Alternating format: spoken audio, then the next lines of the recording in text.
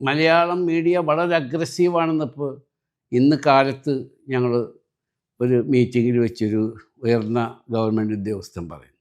Y only Malayalam media is aggressive?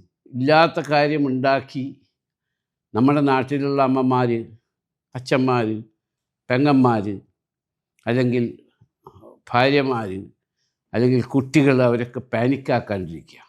അങ്ങനെ ഒന്നും ഈ ഗൾഫിലില്ല. ഈ സമയത്ത് ആവശ്യമില്ലാത്ത ഗോസിപ്പ്, ആവശ്യമില്ലാത്ത AI സൃഷ്ടി, റൂമേഴ്സ് ഇവിടെ ഇങ്ങനെ ടെലികാസ്റ്റും ചെയ്യുന്നുണ്ട് കുറേ ആൾക്കാർ.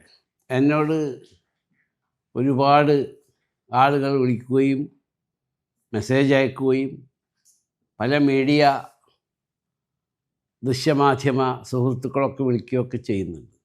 ഈ രാജ്യത്തിന് ഒന്നും സംഭവിക്കരുതേ എന്ന് എല്ലാ മതവിഭാഗങ്ങളിൽപ്പെട്ടവരും പ്രാർത്ഥിക്കണം.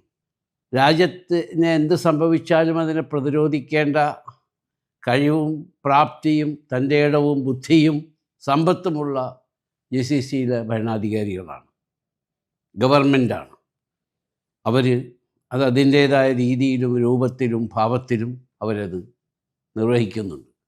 From each house there will be 1 or 2 people working in Gulf. That's why they want to know what happening.